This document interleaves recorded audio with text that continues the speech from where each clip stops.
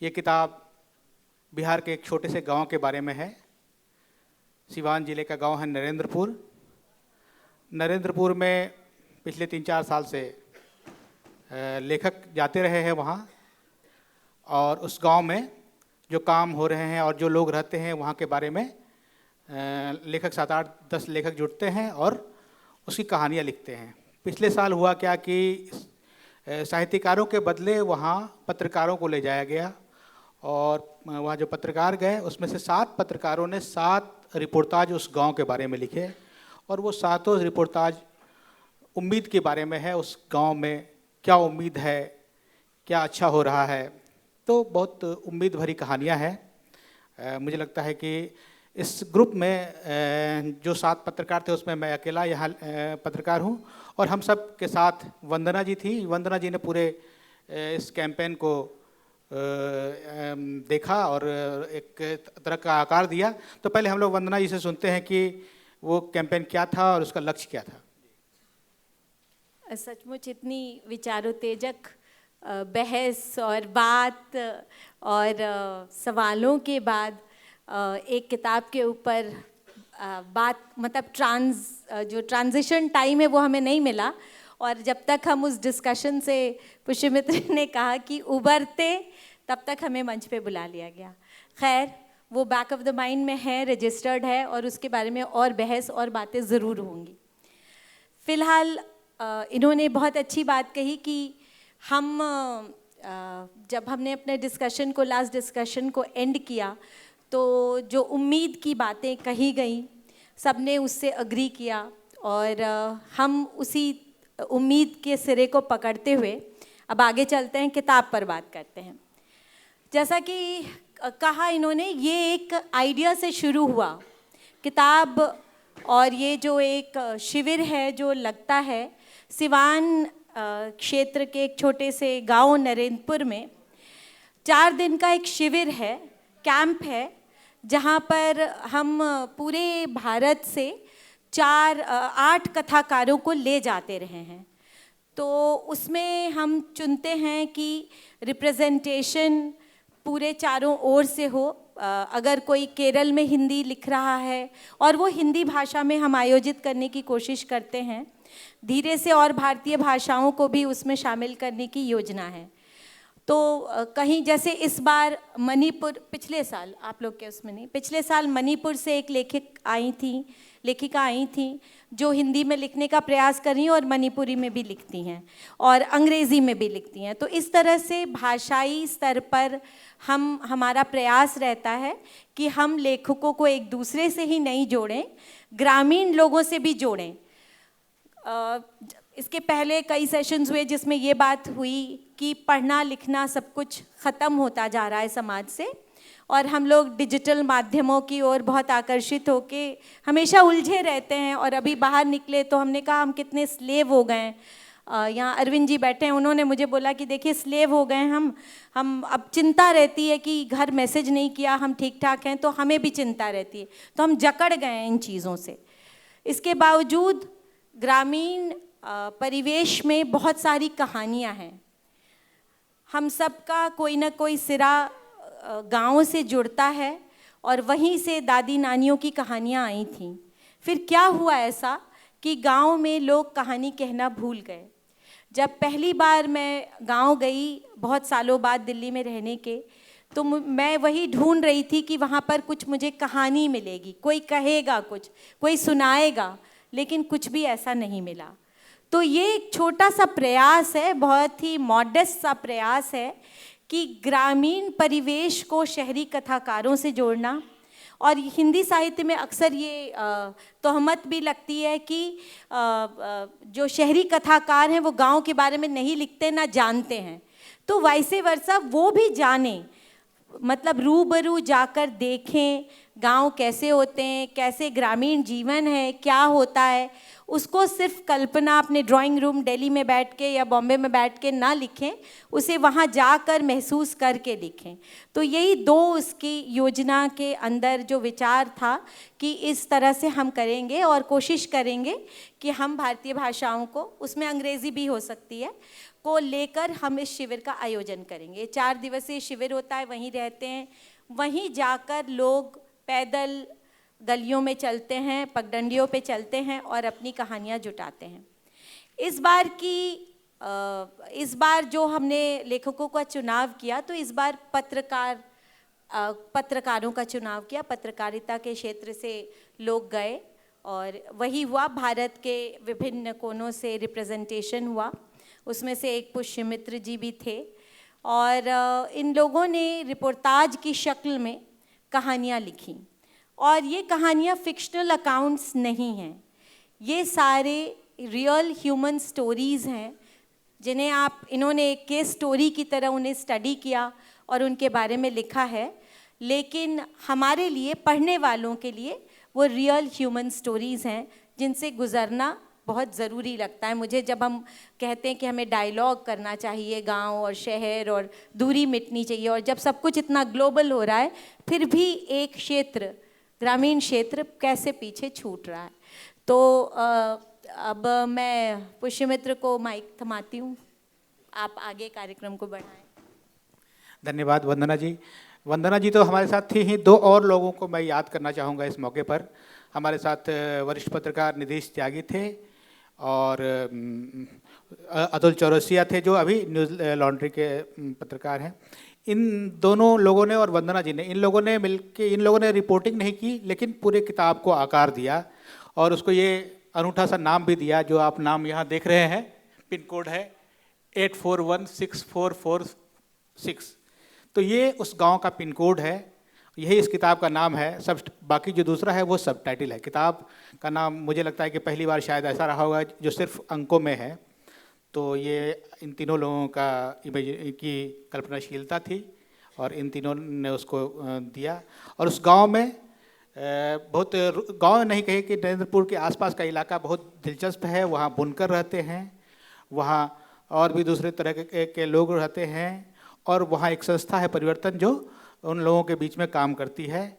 और जो चीज़ें हम लोग अभी पिछले सेशन में हमारी बात हो रही थी कि देश में एक बाइनरी बन रही है, 2 तरह की विचारधाराएं हैं, टकराव है, तो वहाँ जाके थोड़ा सा महसूस होता है कि चीज़ें बेहतर हो रही हैं। खैर मुझे नहीं कहना चाहिए। मैं हमारे साथ बहुत सीनियर पत्रकार है शंकरसन ठाकुर जी, जो इस किताब के विमोचन के मौके पर दिल्ली में थे और मुझे लगता है कि शायद उन्होंने पढ़ा होगा। तो मैं उनसे जानना चाहता हूँ कि आपको किताब कैसी लगी। देखिए, पत्रकार सीनियर जूनियर होता नहीं। मैंने आज तक जूनियर जर्नलिस्ट का नाम नहीं सुना।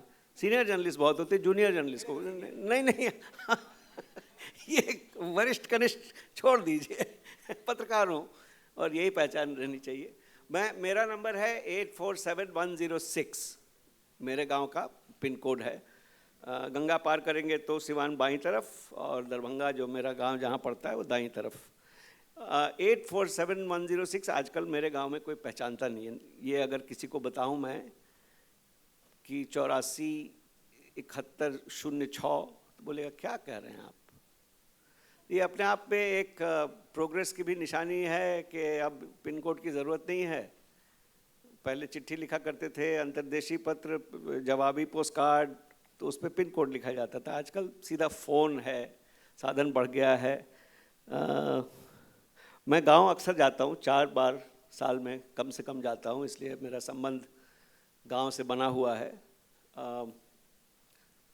इसका जब दिल्ली में विमोचन हुआ था तो मैं गांव से लौटा था और मेरे जहन में एक घटना काफ़ी हलचल मचा रही थी उस समय। मैं अपने मेरे चचा की बरसी वहाँ मनाने गया था। वहाँ पे उन्होंने कुछ कह रखा था कि ऐसे ऐसे इन टोले के लोगों को खाना खिलाना है और थोड़ी सी पूजा करनी है। तो उसमें 4 टोले उन्होंने लिखे थे। अब इसको कोई बुरा न माने, ये यथार्थ है हमारा। हमारे गांव में अब कहते हैं मॉल खुल गया, मोटरसाइकिल मिलती है, फ्रिज मिलता है, एसी मिलता है, सब कुछ मिलता है, लेकिन कुछ मौलिक चीज़ें जो हैं हम बदल नहीं पा रहे, बदल नहीं रही हैं। बदलना चाहते हम हैं कि नहीं है, ये भी मुझे। और इस संग्रह में एक कहानी है जो चीज़ बदल नहीं रही है, उसकी उसकी चर्चा है उसमें, और वो हर गांव की कहानी है। तो मेरे चाचा ने कहा था कबाड़ी टोल, खतबे टोल, हरिजन टोल, बाभन टोल।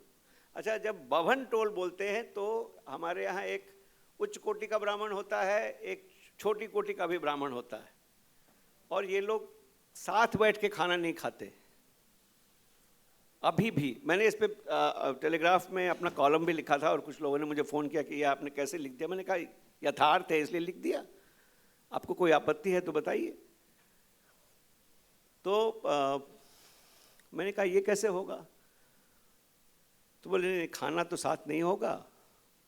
और कौन बोला खाना साथ नहीं होगा? कबाड़ी टोल और जहाँ की ज़्यादातर मुसलमान रहते हैं तामीर मस्जिद के आसपास, और खतबे टोल और हरिजन टोल, इन तीनों सेक्शंस ने बोला कि हम खाना नहीं खाएंगे जब तक ब्राह्मण नहीं खा लेगा। हमने बोला ऐसा क्या है भाई, आप लोग भी आइए बरामदे पे, अगर अलग ही अलग खाना है 2 बरामदे में बैठ के खा लीजिए। नहीं नहीं नहीं नहीं, आप तो चले जाएंगे, हमको तो इस गांव में रहना है, हमारा क्या हाल होगा इसके बाद? बड़े लोगों के साथ बैठ के हम खाना खा लेंगे, हमारा क्या हाल होगा? तो बाइनरी की जब बात आती है तो हमारे यहाँ कई लेवल्स पे बाइनरीज बाइनरीज बाइनरीज बाइनरीज हैं। इतनी मल्टीपल बाइनरीज हैं कि हमको बहुत आगे जाना है, और हम जूझ रहे हैं उन बाइनरी से। कुछ कर नहीं, हमको लगता है मंशा है नहीं कुछ करने की। ये जो बहुत पुरानी चीज़ें जो अभी भी गांव में, मॉडर्न गांव हो गया है, modern means of communication, modern means of transport, lovely roads, each house has a television dish antenna, but the fundamentals of how a village functions, or to my mind is dysfunctional, have not changed. और मैं बहुत खुश हूँ कि एक ऐसा किस्सा उस किताब में आया। दूसरी बात जो मैं इस किताब के I want to really say in appreciation of, ये जो पहल है, ये बुनियादी पहल है लेकिन बहुत सोची हुई पहल है, और सोच बहुत अच्छी है इसके पीछे। मैं भी हमेशा अपने यंगर कॉलीग्स को बोलता हूँ कि स्टेनोग्राफी मत करो। हम लोग अपने आप को जो पत्रकार बोलते हैं, हम ज़्यादा स्टेनोग्राफर बन गए हैं। इस नेता ने ये कहा, उस नेता ने पलट के ये कहा, फिर इस नेता ने ये कहा, आज ये हो गया वो हो गया। ये कहानियाँ इतनी कटी हुई हैं हमारे समाज से, और हमारे समाज में जो स्थिति है, हमारे समाज में लोगों की जो मुश्किलें हैं। हमारे समाज की मुश्किलें सिर्फ चुनाव के टाइम में ऊपर आती हैं। अरे ये हो जाएगा वो हो जाएगा, एजुकेशन नहीं, यहाँ पर नल लगाना है, घर घर नल, और पता नहीं क्या क्या। तो ये बहुत ज़रूरी है कि पत्रकारिता नाम की जो चीज़ है वो आम लोगों की कहानियाँ भी लिखे, और आम लोगों की कहानियाँ जितना हो सके कम्युनिकेट करे। क्योंकि अगर एक भारत दूसरे भारत से कम्युनिकेट नहीं करेगा, एक दूसरे के बारे में जानेगा नहीं कि वहाँ क्या हो रहा है। अच्छा, social media which crosses the literacy barrier, which again is a good thing and a very bad thing, उसकी वजह से बहुत कम्युनिकेशन बढ़ गया है। तो लोग जानते हैं कि गांव वाले शहर में क्या हो रहा है जानते हैं, शहर वाले गांव में क्या हो रहा है जानते हैं, लेकिन इट इज़ नॉट वो आर्टिकुलेटेड इंफॉर्मेशन नहीं है, कॉन्टेक्स्टेड इंफॉर्मेशन नहीं है। उड़ती उड़ती इधर, अरे यहाँ ये हो गया, ले भैया इधर ये हो गया। वो it is mostly what I see on social media is a motivated information mongering. It may be information, it may also not be information, but even most of the information is information mongering to a certain purpose or a motive or whatever. तो इस तरह की पहल जो है इसका बहुत बड़ा महत्व है। मैं तो अंग्रेज़ी का पत्रकार हूँ, अंग्रेज़ी के अखबार में काम करता हूँ, इसलिए हमारी पहुँच बहुत छोटी है। दम अंग्रेज़ी के पत्रकार को इतना होता है कि भाई मैं तो अंग्रेज़ी लिखता हूँ, कहाँ कौन पढ़ता है तुमको? मुझे 2% लोग इस राष्ट्र के नहीं पढ़ते होंगे, अगर पढ़ते होंगे 2%। नहीं, ये सच बात है। And this limitation I feel every day. Every day कहाँ कोई पढ़ता है? हम लोग अपने आप में, इसीलिए मैंने वो सवाल भी पूछा था कि हम किससे वार्तालाप हमारा हो रहा है? We are always talking to the converted, talking to people like us.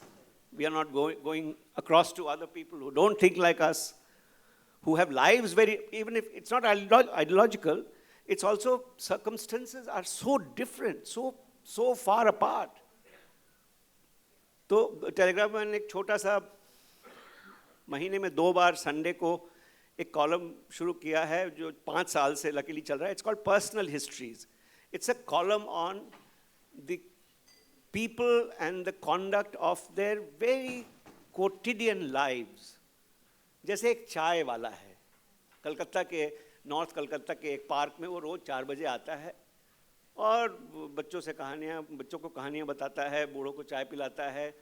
वो चाय वाला चाय लेके आता कहाँ से है और जब उसकी चाय ख़त्म हो जाती है तो वो जाता कहाँ है? That story is also important. तो ये पर्सनल हिस्ट्रीज करके एक कॉलम है जो कि it probably is the kind of it's about individuals. कभी कभी inanimate भी होता है. वो राशन कार्ड की कहानी, जैसे राशन कार्ड आजकल बहुत लोग जानते नहीं. नेक्स्ट जनरेशन वाले, उनको आधार कार्ड पता है, राशन कार्ड नहीं पता. लेकिन बहुत ज़रूरी है कि इस तरह की पहल पत्रकारिता में हो और पत्रकारिता कहलाए. We are not spinning yarns. These are true stories of true people. और मुझे लगता है कि ये ज़्यादा से ज़्यादा और बढ़ना चाहिए, पनपना चाहिए. बहुत खुशी की बात है. जी धन्यवाद. आप पुष्यमित्र हमारे साथ गए थे, तो मैं बस चाहती हूँ कि जैसे ग्रामीण पत्रकार, ये तो चूँकि बिहार में रहे हैं तो बहुत सारे इन्होंने गाँव के दौरे भी किए होंगे, तो इनका एक रियल एक्सपीरियंस वहाँ गांव में जाकर किस तरह का, क्या प्रक्रिया थी, क्योंकि ग्रामीण पत्रकारिता पे आपने बात कही है कि इसको एनकरेज करने की बहुत ज़रूरत है, रियल स्टोरीज़ को. तो पुष्यमित्र, मैं चाहती हूँ कि आप बताइए आपका क्या एक्सपीरियंस रहा, क्या आप भी उसको एक सिरे के रूप में देखते हैं कि ऐसे करने से स्टोरीज़ बाहर आएंगी, जो शंकर सर कह रहे हैं कि इनको और बढ़ाने की ज़रूरत है और सामने लाने की ज़रूरत है.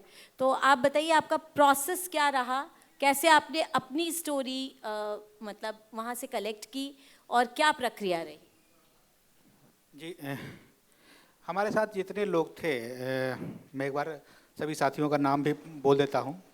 मीना कोटवाल थी, इस्मत आरा थी, अर्पणा चंदेल जम्मू से आई थी, प्रज्ञा श्रीवास्तव और मोन थी, और मैं था, और शिरीष खरे की किताब अभी लोग काफ़ी पढ़ रहे हैं, और मनदीप पुनिया की भी किसान आंदोलन पर किताब आई है. हम सब लोग अपने अपने तरीके से मुझे लगता है कि ठीक ठाक अरसे से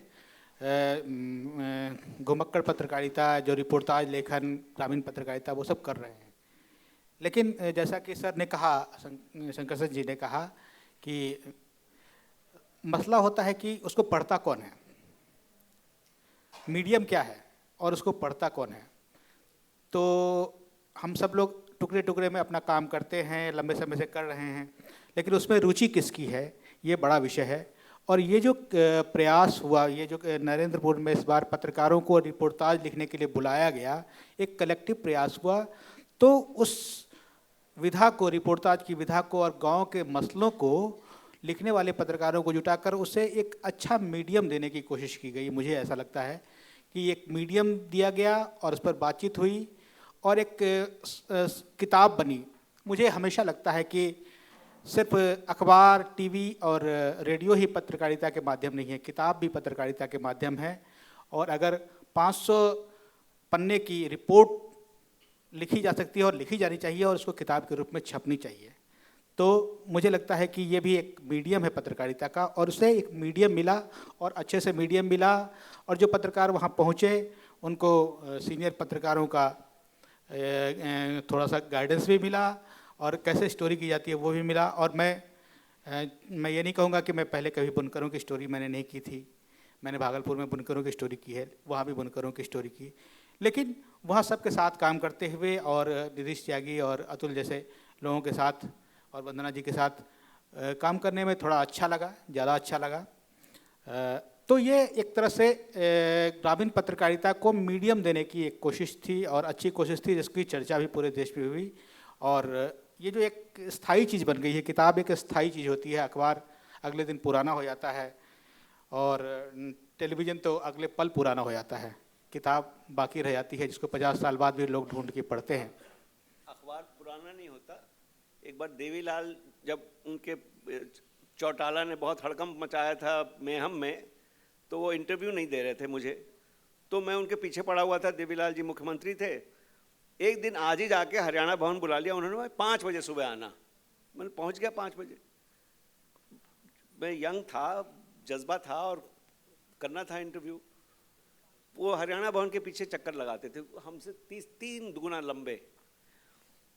तो पहला शब्द उन्होंने कहा कि पूछ ले छोरे, पूछना है तेने, कल ते तेरे 11 बजे अखबार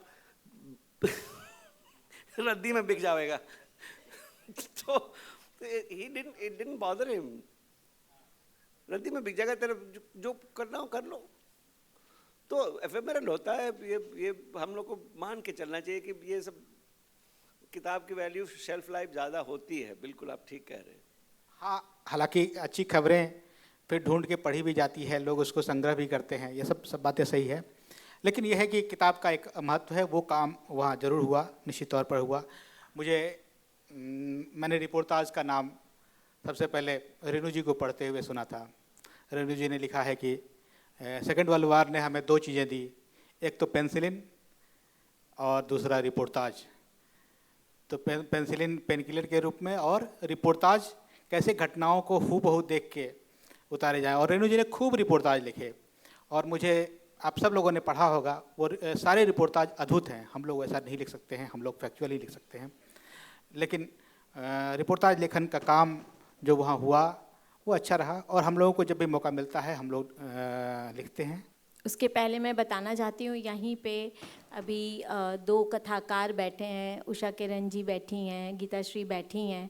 ये हमारे पहले शिविर में गए हुए थे और उषा जी तो हमारी मेन मेंटोर वही रही हैं। तो उन्हीं के मतलब उन्हीं की पहल पे पहला वाला शिविर हुआ था और मैं इसे एक इमर्सिव प्रोग्राम कहना चाहूँगी। मतलब अगर इसे बहुत साइंटिफिक और जार्गन से हटा के देखें तो बस ये एक तालमेल बनाना कहेंगे, लोगों से आत्मीय संपर्क बनाना कहेंगे। और लेकिन ये इमर्सिव ढंग का ही शिविर होता है जहाँ पर आप वहीं खाते हैं। सबसे अच्छी बात वो है कि कोशिश, जिन टैबूज़ की बात कर रहे थे, जिन बाइनरीज़ को, जो एकदम स्टार्क बाइनरीज़ जो दिखती है, जिनको तोड़ने की बात हो रही है, वो वहाँ कुछ उस संस्था की वजह से है। उस गांव में बदलाव बहुत सारे हुए हैं। तो वहाँ पर जो भी शिविर में जाता है सबको एक ही टेबल पे खाना है। टैबूज़ वहीं से, अभी खाने की बात शंकरशन ने कही, तो वहाँ पर कम से कम हमें ये नहीं पता होता है कि हमारे बगल में जो एक बड़ी सी टेबल लगी है, चारों ओर कुर्सियाँ हैं, बगल में बैठा कौन है जो खा रहा है। खाना भी हम वही खाते हैं जो सबके लिए बनता है। हमारे लिए ये स्पेशल लोग गए हैं कहानी बनाने या कवर करने, तो इनको कोई स्पेशल ट्रीटमेंट नहीं मिलता है।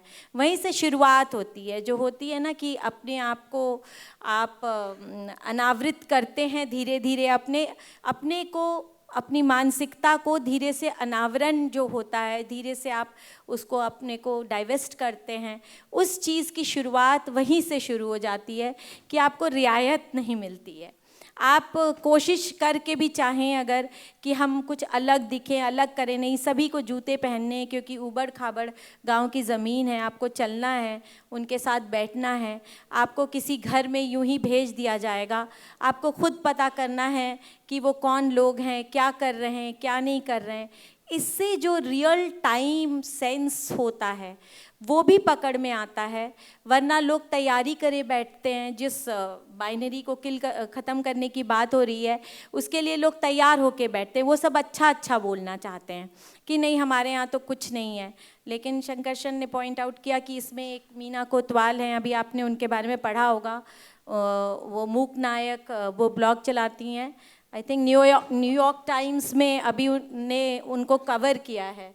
और मीना ने ये बात कही कि सब कुछ अच्छा चल रहा है और हमने काफ़ी चीज़ें इसमें बदलाव, क्योंकि बुनकर स्त्रियां जो हैं वो मुसलमान भी हैं, दलित भी हैं और बहुत डिफरेंट उसकी हैं। और एक चीज़ और जो हमें रोड ब्लॉक वहाँ दिखाई देता है, जो हर गांव में होगा, कि जो तथाकथित उच्च जातियों की स्त्रियां हैं, औरतें हैं, वो नहीं जाना चाहती हैं, इस तरह के रोज़गार धंधे में नहीं लगना चाहती हैं। तो ये एक फ़र्क दिखाई पड़ता है कि एक संस्था अगर कुछ इस तरह की पहल करती है तो पूरे गांव की आबो हवा में बदलाव आता है। लेकिन इसके बावजूद कहीं ना कहीं एक हिचक रहती है। और जो इसमें एक कहानी है मीना कोतवाल की, जिसमें वो जिक्र करती है कि कैसे इस वहाँ जाने के बाद भी वो हायरार्की जो कास्ट सिस्टम की है वो दलित महिला फेस कर रही है। एक कहानी इसमें ये है कि खेल कैसे बाइनरीज तोड़ता है। और ये पहल बहुत अच्छी है कि जब आप फुटबॉल, लड़कियों का वहाँ फुटबॉल क्लब है और वो लोग खूब मैचेस खेल रहे हैं, एग्जीबिशन मैचेस से शुरू करके अब वो कॉम्पिटिटिव मैचेस भी खेल रही हैं लड़कियाँ। तो ये खेल में आपको नहीं पता है कि किस जाति या धर्म का आदमी आपके साथ खेल रहा है, बच्चा खेल रहा है। और लड़कियों ने ख़ास तौर से फुटबॉल टीम में बहुत कमाल दिखाया है। हाँ, ये एक उसमें एक मुस्लिम लड़की की कहानी है कि जिसके घर में ये बंदिश थी कि वो कपड़े इस तरह के नहीं पहन सकती थी, तो किस तरह उसे मोटिवेट किया गया और आज वो एक फुटबॉल स्टार है। तो हाफ पैंट पहनना ही कितनी बड़ी बात थी, खेलने के लिए ही सही।